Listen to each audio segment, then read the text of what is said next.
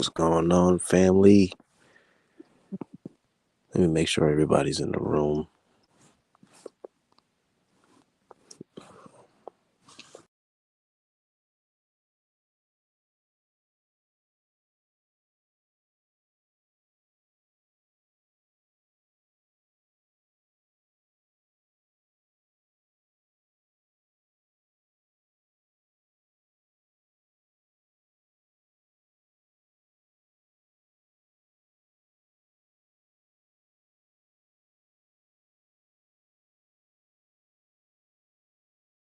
Okay, my bad. I had to get some working with the mic. Nah, what's going on, D Hive, man? Uh shit. Ain't much here, man. Just same old, same old. I'm just laughing, like watching some clips on boxing or whatever. I watched the Haney uh Regis fight camp thing. He put it on his story on YouTube, and I'm rocking with it. I'm definitely rocking with it.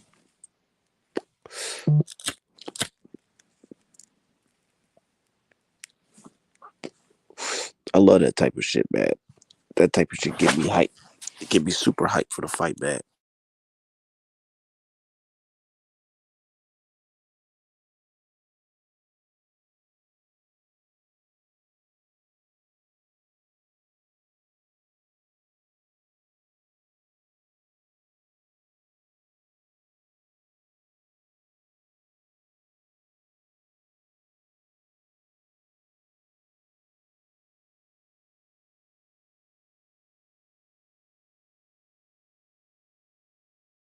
That shit get a nigga hype. My bad. I'm over here trying to go through YouTube and shit. Man, I don't even know if this should send my link out, let niggas know I'm live. I would chop it up anyways till people come in the room. Anyways, man, it's Devin versus Regis fight. I just have a good feeling that this fight is gonna be fight of the year, or a contender of fight of the year, because shit just get too real, man. Like, I think folks are starting to really realize, like, yo, maybe this guy Devin, maybe he is the real deal when it comes to this boxing shit, because he's giving fans what they want to see, which is good competitive fights. The Loma haters, man, they really take away from the Lomachenko versus Haney fight, but in a way, they also make it better because I love the tears. Like, man, that was really a good fight this year. A display of like skill versus skill. But Devin really showed the world that he's better than Lomachenko. He outclassed him. But these haters today, they crying, oh my God, Lomachenko was robbed and all that shit. That shit was not no fucking robbery. Devin Haney whooped that dude. And life goes on. And to show you that life goes on, we already talked about Devin versus Regis program at the Chase Center, man. Like, what we talking about in the Bay? Back to the motherfucking city. Across three bridges. They out there in fucking the Bay Area, man. I was just thinking some Larry June because that shit just got me hyped, man. Just thinking about the Bay Area, man. I've been hearing that this place is a really good place, especially for weed smokers and hustlers like myself. So absolutely right there. I check out the town. I couldn't make it this year because I got my newborn. Got to spend a lot of time with her. But next year, if we're doing another fight in the town, I'm definitely showing up. But best believe my gear is gonna be in the building. I just sent out another two hoodies out there in California. Man, dog, they about to show out in Cali. They about to show out. Y'all smashed the fucking like button. But yeah, I've been watching the back and forth between Regis and Devin, man, and I just love it, man. I got people online talking about some Devin need to work on his trash talk and all this bullshit and all that. I'm like, nah, the kid. I mean, I don't even want to call him the kid. The young man, he's doing his thing, man. I love it. He's talking his shit. What do y'all expect him to say? Y'all want him to call Regis a fucking hoe and all that shit? Nah, he calling what it is. Say he a bitch ass nigga. That's what he's saying. That's how he feel.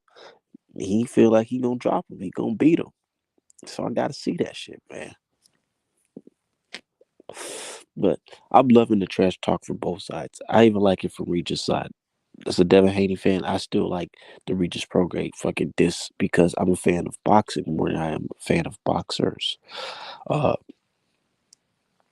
the whole back and forth, the exchange, him talking to fucking Ellie Setback, the fucking rat, who fucking hates Devin. They all doing diss videos like it's fucking Smack TV and shit. Talking about some Devin, he can't punch, and he went to a private school, and all this shit. I'm loving that shit. Private school versus public school, nigga. It don't even matter to me, nigga. It's not matter to me. As long as we see a good fight, I don't care what school these motherfuckers went to. But yeah, shout out to my dude Crowd real quick. Hold on, let me drop the link real fast. I'm over here just smoking this bleezy. I'm about to get off the live in a minute, but I just wanted to chop it up for a couple seconds because I don't know what I'm smoking. I feel like talking about some boxing. My wife gets tired of me talking about boxing all the time, so I gotta talk to you guys about it.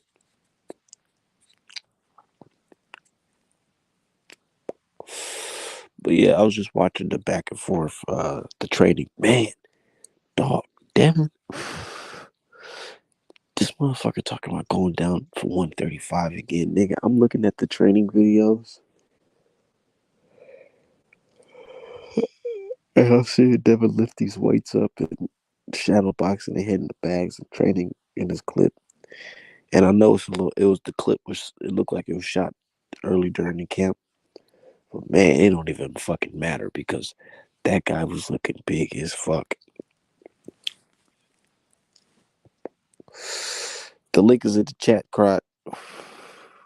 But that motherfucker's looking big, and then he's talking about he want to go. He'll go down to 135 to fight Tank. Man,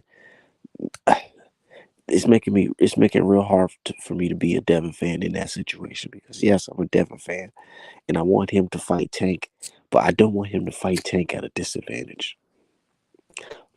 So you going into 135 drained. You already explained to people how you felt kind of drained at that weight. You talk about you willing to fight Tank at that. Nah, I think that's just politics bluff to see what he gonna say because ain't no fucking dude in the right mind will be wanting to do that shit unless you trying to make 30 M's. I get it. I get it. Tank just posted the fucking bankroll on the fucking table uh on his Instagram. And I ain't gonna lie. I'm looking at that shit and I'm like, man, I see why they want to fight, bro, because that's some money right there, real life money. But sacrificing your health, come on now, Dev. You already doing yourself a disservice, fucking fighting at under any fighting under anything that's 154. To be honest, and you talking about going at 135? Hell no, it's not worth it. What's going on, crowd? Hey, how's it going? Good, man. Long time no hear, man. Yeah, it's been a long time. So now they saying Dev will duck Matias. Watch Dev fight him next if he can't get the Tank fight. Man, hell no, there ain't no money in that fucking fight. I won't even advise that. I feel like if he can't fight Matias, if he can't fight Tank, he need to go try to fight Tio. If he can't fight Tio, he need to go ahead and fight whoever. But Matias, I don't know. I just feel like that fight is unnecessary at the moment. But it'll be a competitive fight if they did fight. But yeah, speaking of Matias, man, I ain't gonna lie, that motherfucker's a killer, dog. I was just watching that nigga fight. Damn, Puerto Rico better get behind that dude for real. Stop trying to get behind Shakur ass. Yeah, I feel like Matias is being discriminated sadly because I don't know if it's just probably just like jealousy, but I feel like he's been putting on like the most work um, as of lately, and he like he definitely deserves like a much bigger spotlight. I'm not gonna lie. I was watching that the dude he fought. I was watching that guy's highlights, and I was like, yeah, the guy, he's decent, but he looked like he could punch, and he looked like he's in shape. He went in there, dude. I thought he was gonna do some type of damage to Matias. Man, as soon as Matias started unloading on dude, that dude he couldn't take it no more. He was done. He was drained. Yeah, Ergashev, he got destroyed, and I heard like he had to go to like the hospital after the fight, and yeah, Subriel, he's just a straight demon. It's like every punch he lands is like it's pretty much like a deteriorating shot.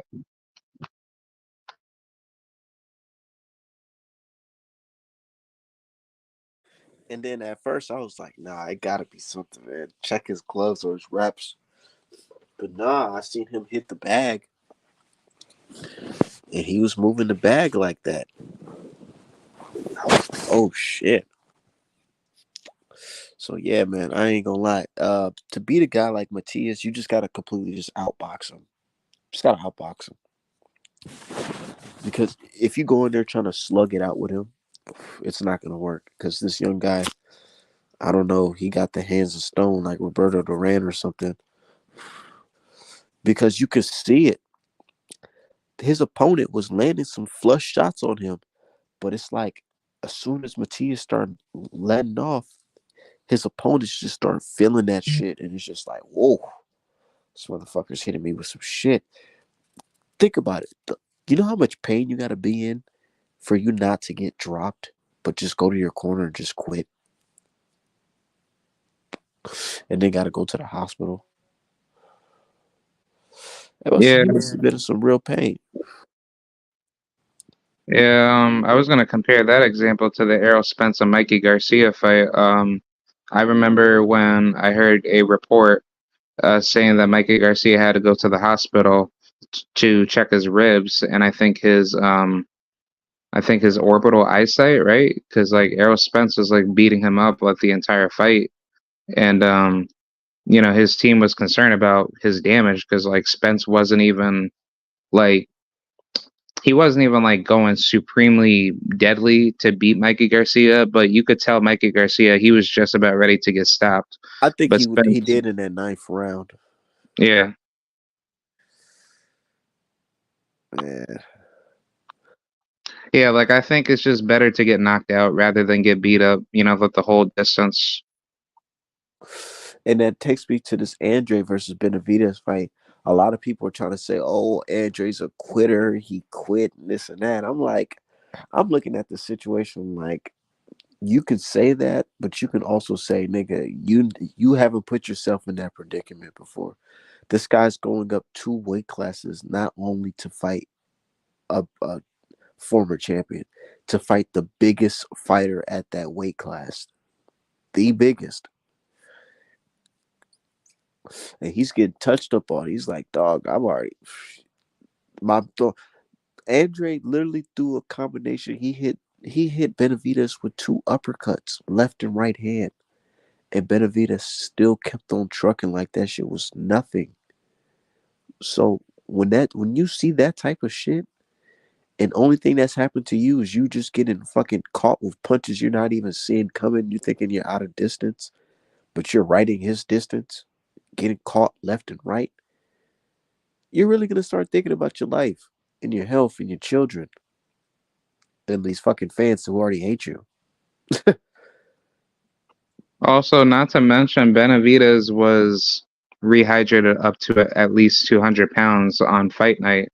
So, like, really, in all actuality, like Andre, he was literally like the smaller guy, not having as much success against Benavides. And, this is why, like, for me at least, I believe in same day weigh ins to be put in effect for boxing matches. Because if you think about it, like, if like if me and you fight each other, and let's just say that we're both middleweights, like it's more fair to fight on a same day weigh-in. So therefore, you can actually be tested late game to see how much power you can still carry in the later rounds. Versus like when you have that extra day to like recuperate and recover for the day before weigh-ins, you're able to come in with that advantage to say like, oh well, he got all that power. He must be like an absolute monster. Blah blah blah. But you have to think about it like like you're cutting all that, like all those nutrients just to make the weight, and then you're putting all the weight back, and then once you fight, you start seeing those guys having those physical second wins, in tough fights, right? So I truly believe that's really due to the amount of weight that you put back on. Okay, what can you say to this crowd? Because I'm seeing this comment. People are saying, well, Andre, he rehydrated to 190 in the fight.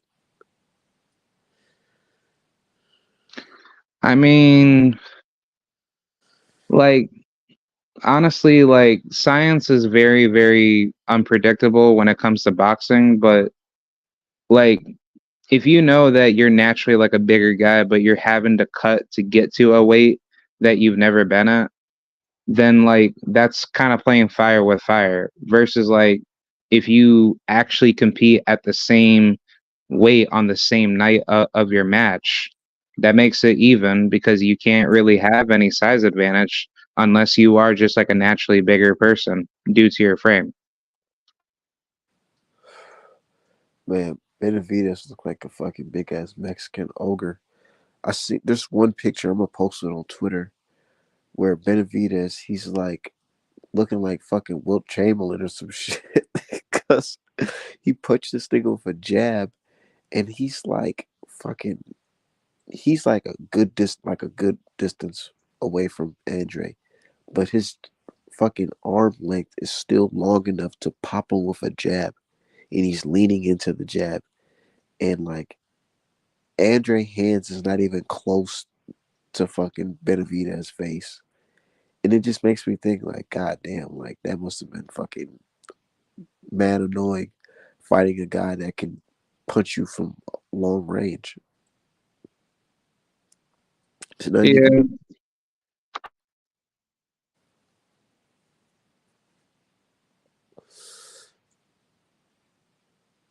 Yeah, yeah, like I want to see David Morrell fight Benavides next. I do, but then somebody's made up a good point today. It made me think. Somebody said, well, we never see Morel what he looks like when he gets hit. And that's true. We don't know what fighters look like when they get hit, certain fighters. Yeah, but I can counter with that and say like I think David Benavides hasn't really seen a guy like Morrell where he's been in there in a real dogfight, but I think similar to the He's just Ronald in a Real. dog. Hmm? Oh, I would say he was just in a dog fight, but he was a bigger dog. yeah, I can like agree with that because like if Andrade actually was actually hurting David Benavides, that would support your argument, right? Where David Benavides would have to, dig deep, getting into deep waters, right? With Andrade. Everybody's mentioning just one clip, and I'm about to get out of here. I can't be on here too long.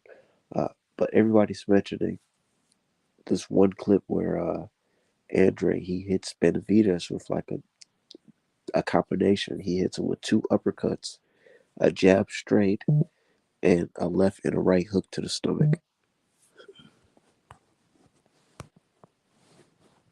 And everybody's like, "Oh shit! If Canelo hit him with that, if Morrell hit him with that, I don't know." But shit, I gotta get up out of here. Shout out to you guys. We gonna do this shit again. All right, I'll see you.